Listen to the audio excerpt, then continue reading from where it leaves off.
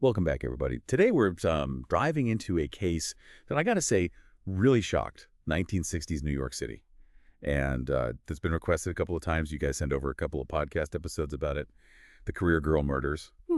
And wow, just reading through the material you sent over, it's a real roller coaster. So we've got two young women, Janice Wiley and Emily Hoffert, brutally murdered in their Upper East Side apartment.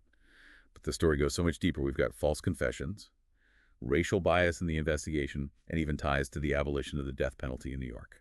Yeah, it's a case that really captures, I think, the anxieties of a city that was on the verge of a lot of change. And the fact that this happened in a seemingly safe and affluent neighborhood like the Upper East Side, it really made it all the more terrifying for New Yorkers at the time. Yeah, you've got to wonder, what was it like to be a young woman in that era? Striving for independence, was their ambition, their desire to break free from these traditional roles? Was that seen as a threat? It's a fascinating question, and to answer it, we really need to understand the social context a little bit. So imagine 1963. This is a time when the civil rights movement is gaining momentum.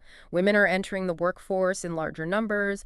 Traditional values are being challenged. There's this sense of both progress and uncertainty kind of hanging in the air. A lot of unknowns. Yeah. Absolutely. Yeah. Okay, so let's kind of paint a picture of these two women, Janice and Emily. What were their lives like before this tragedy? Okay, so Janice Wiley. Now, she was the daughter of a famous TV writer and, by all accounts, a true social butterfly. She was described as vivacious and beautiful and very popular, loved to party, and had a wide circle of friends. So she was really embracing the energy of the city. Absolutely. Yeah. Now, Emily Hoffert, on the other hand, she was a bit more reserved. She had recently moved to New York from the Midwest and was really focused on building her career as a teacher. So two young women with different personalities, but a shared ambition to make their mark on the world. And they end up as roommates in a seemingly safe apartment on the Upper East Side, sharing it with another young woman, Patricia Tolis. And this detail about the location is key. The Upper East Side was considered one of the most desirable and safest neighborhoods in Manhattan. So the fact that such a brutal crime could happen there really shook the city to its core. It's almost like it shattered this illusion of safety, especially for women who are already navigating a rapidly changing world. Exactly. Now imagine you're Pat Tolis. It's August 28th, 1963. You've just come home from work. And as you step into your apartment, you realize something is terribly wrong. The place is a mess, like it's been ransacked. I can't even imagine that feeling of dread washing over her. Right. And then she sees it, a bloody knife in the bathroom. Her roommates are nowhere to be found. She immediately calls her boyfriend. And then Janice's parents, who live nearby. And it's Janice's father, Max Wiley, who makes the horrific discovery. The bodies of his daughter and Emily in one of the bedrooms. Oh my gosh. This is where the story takes such a dark turn. Can you describe what the investigators found at the crime scene? So the level of brutality was just shocking, even for seasoned detectives. Both women had been stabbed repeatedly, over 60 times each. The killer had used multiple weapons, a small knife that broke during the attack, a broken soda bottle, and finally, a larger chef's knife. Wow, it's hard to even fathom the rage and the violence involved in this attack. It really is, and the details are incredibly disturbing. Janice's intestines were found outside of her body, her hair still in curlers, and there were signs of sexual assault. Just a truly horrific scene. But there's another layer to this puzzle, isn't there? The apartment appeared to have been ransacked, but you said nothing of value was actually stolen. That's right. Despite the apparent chaos, no jewelry was missing. And Pat confirmed that no money was taken from her purse. So this lack of a clear motive added another layer of mystery to the investigation. So if robbery wasn't the motive, what was? And how did the killer even get into the apartment in the first place? Well, that was another perplexing aspect of the case. There was no sign of forced entry. The door was locked when Pat returned.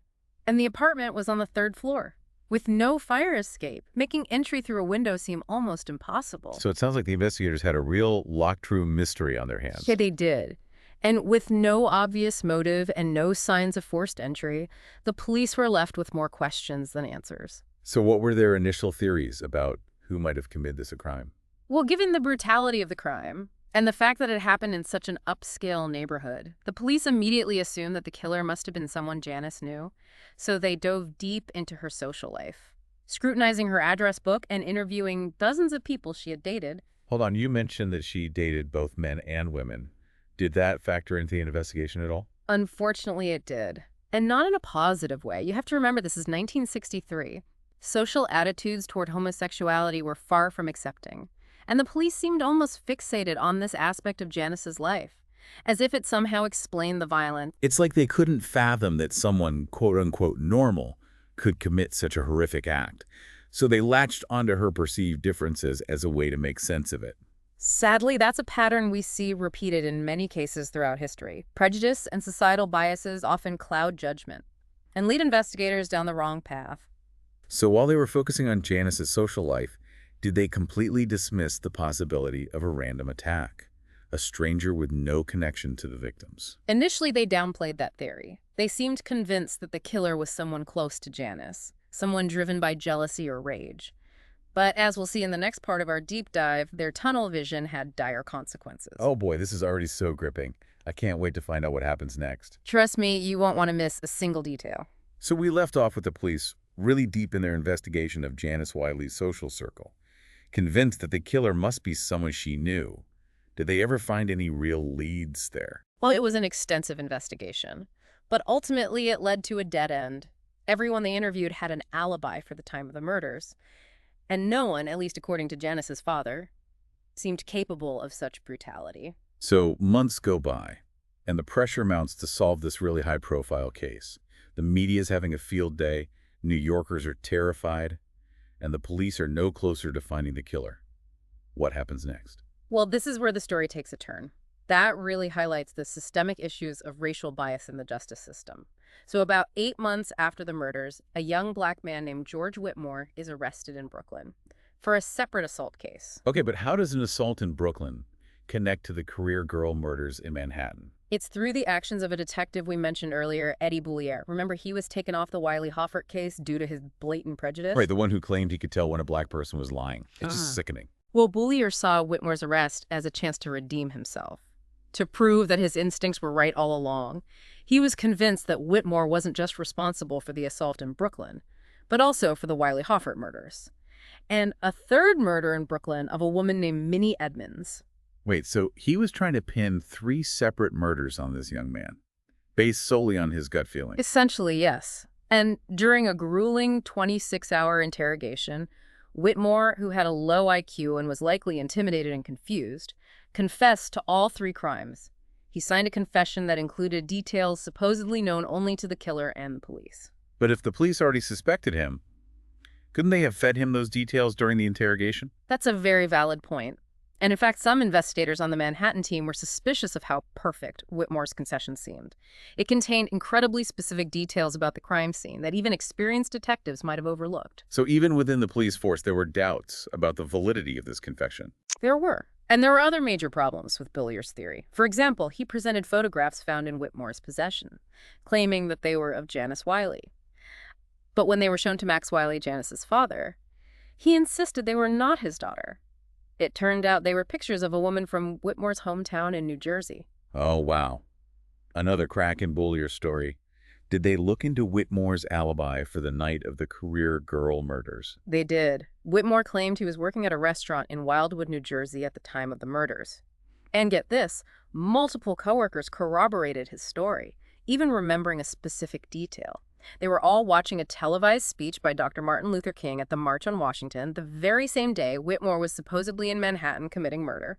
It's just mind-boggling that the police disregarded all of this evidence. It really is. They seem to have their minds made up, focusing on a suspect who fit a certain profile, young, black, and from a disadvantaged background. It's a tragic example of how racial bias can completely derail an investigation. And Boulier, driven by his prejudice and the pressure to solve the case, was all too willing to ignore the facts. Absolutely.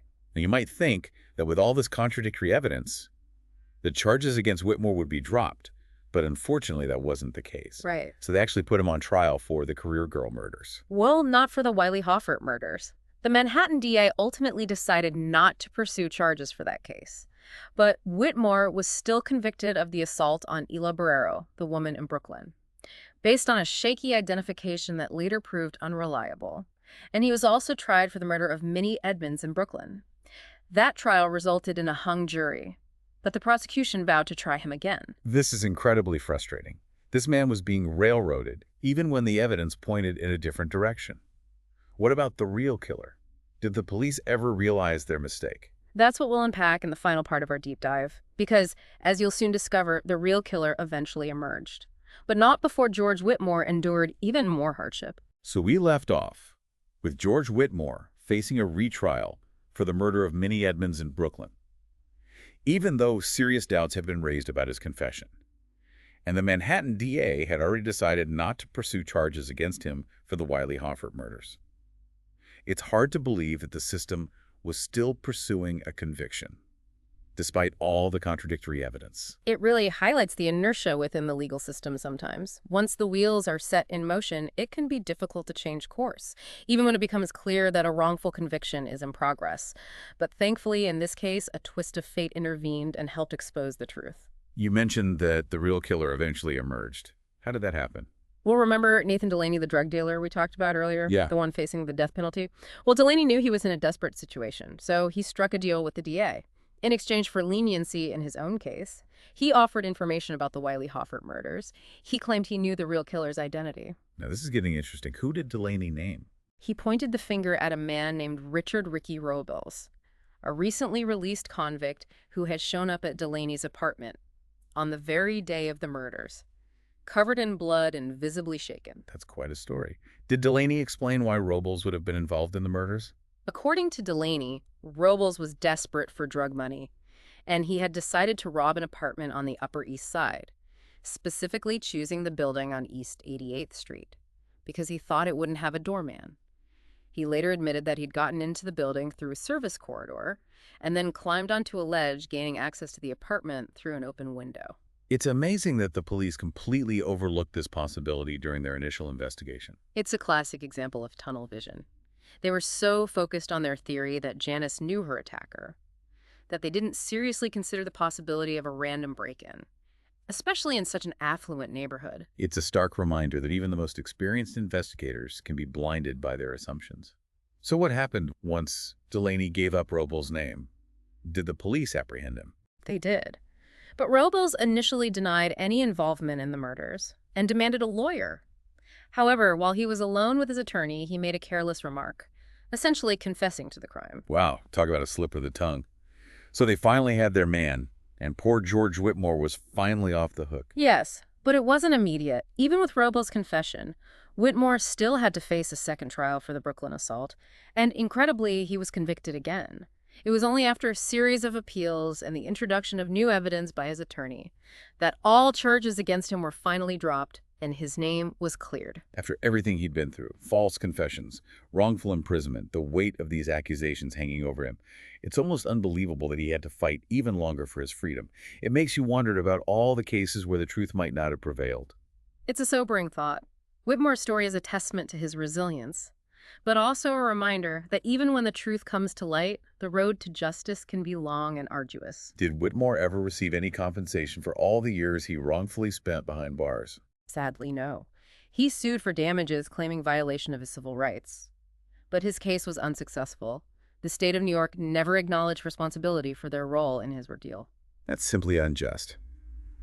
What about Robles, the real killer? What was his fate? Robles was tried and convicted for the Wiley Hoffert murders and sentenced to life in prison.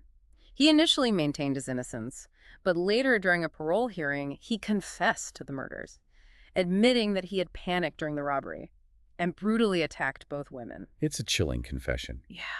But it does bring a sense of closure to this tragic story, knowing that the real perpetrator was held accountable. It does. And as you pointed out earlier, this case had a significant impact on the legal system. It fueled the movement to abolish the death penalty in New York, out of fear that innocent people like George Whitmore could be wrongfully executed. So even though justice was delayed for George Whitmore, his case became a catalyst for important changes that protect the rights of all suspects regardless of their background. Precisely. His story serves as a potent reminder of the dangers of prejudice and the importance of due process. This has been a truly insightful and at times truly disheartening deep dive. What stands out to you as the most crucial takeaway for our listener? I think it's the enduring power of a single story to illuminate larger societal issues. The Career Girl murders, while a deeply personal tragedy for the victims and their families, expose the deep-seated prejudices, the flawed investigative techniques, and the systemic injustices that were prevalent at the time. And sadly, many of these issues continue to resonate today. It's a powerful point. It's easy to get lost in the details of a crime, but it's crucial to remember the broader context and the human cost of these tragedies. Absolutely. We can't forget that behind the headlines and legal proceedings are real people whose lives are irrevocably changed by these events. Thank you for guiding us through this complex and compelling case.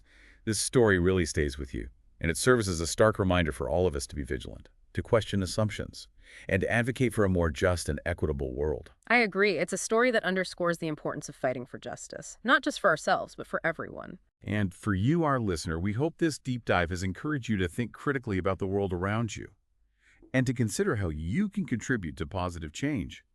Until next time, keep exploring, keep questioning, and keep the conversation going.